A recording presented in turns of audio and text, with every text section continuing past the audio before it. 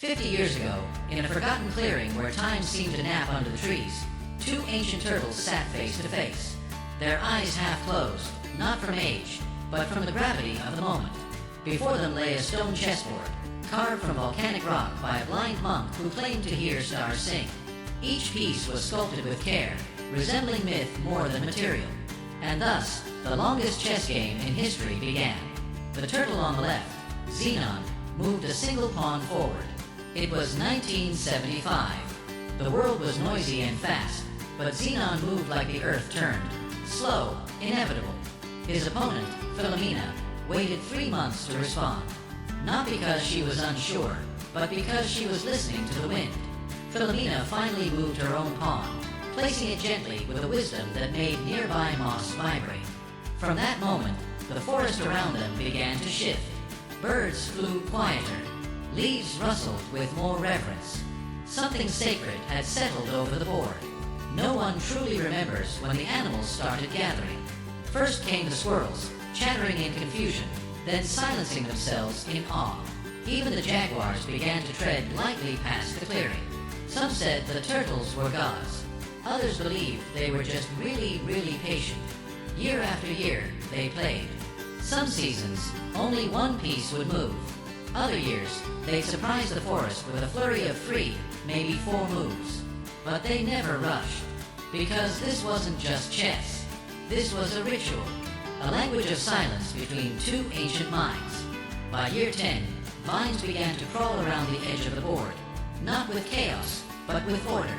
They aligned with the black and white squares, growing like they understood. Flowers bloomed in perfect Fibonacci spirals around the queens. Nature was not just observing, it was participating.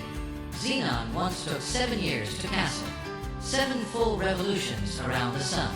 During that time, a family of owls nested above him. The chicks hatched, flew, returned, and nested again, all while his hand rested on the rook, waiting for the precise moment the universe whispered, now. Philomena was the storm beneath calm waters.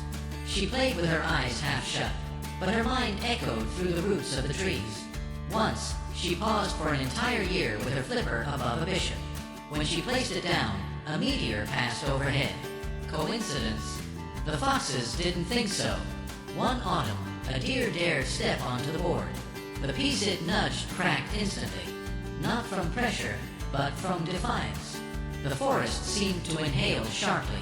From that day on, no creature, not even the ants, dared approach the chessboard. They all knew. The game was alive. The 17th year was marked by silence. Neither turtle moved. Not a blink. But the forest changed. The sky seemed closer, and the stars blinked more often, as if nodding in approval. Legends began to spread among the birds that the turtles weren't playing each other. They were playing the universe. Scholars, both animal and human, attempted to study them. Some took notes. Others took photographs. But the deeper they looked, the more questions they had. The pieces were aging in reverse. The board was growing colder, as if infused with time itself. And the turtles, they just played. By year 25, a river changed course to avoid disturbing the silence of the clearing.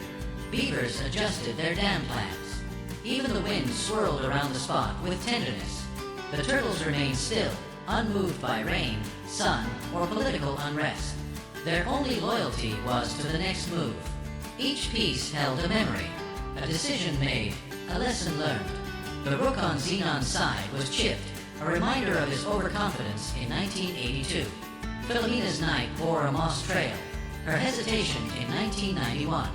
The board had become a diary of silence and symbolism. And then came year 30. Lightning struck the nearby hill. But instead of fear, it brought clarity. Xenon advanced his bishop, cutting through the air like an ancient prophecy. The owls hooted. The wolves howled. The board hummed.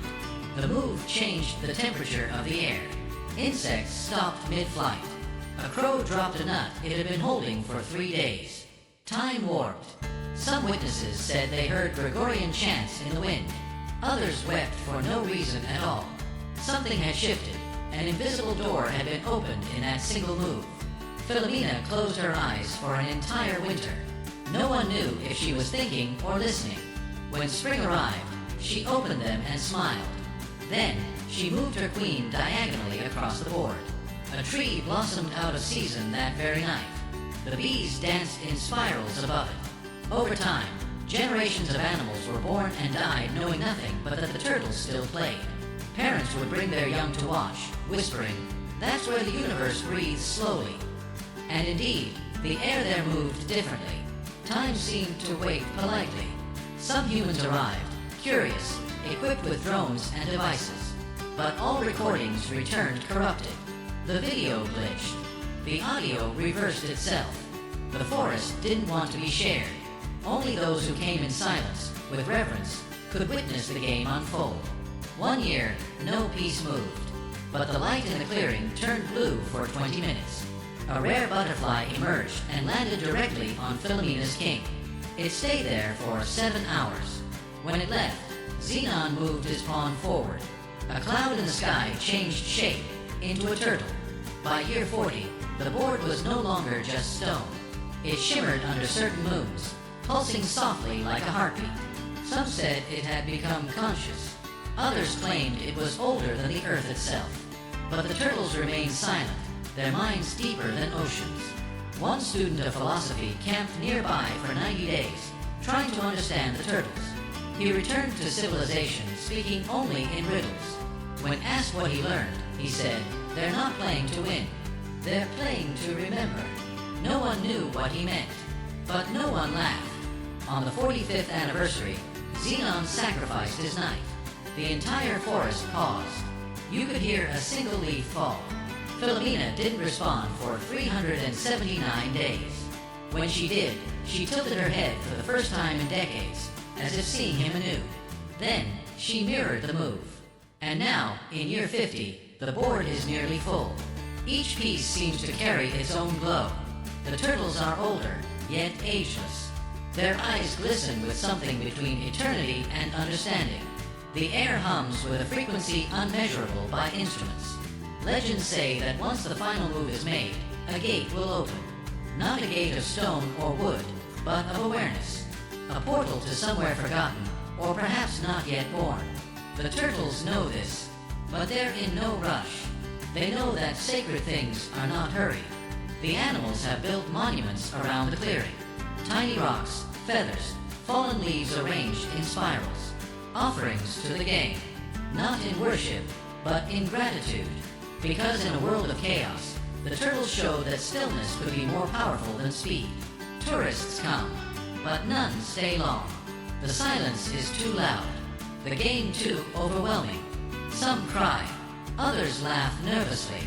Most walk away changed, because witnessing the turtles is like peeking at the blueprint of time. Xenon looked up once, just once, and the clouds parted. Philomena blinked. The moon flickered. A message passed between them, wordless, pure, and then she moved her rook. Slowly, gently, as if placing it not on stone, but across centuries.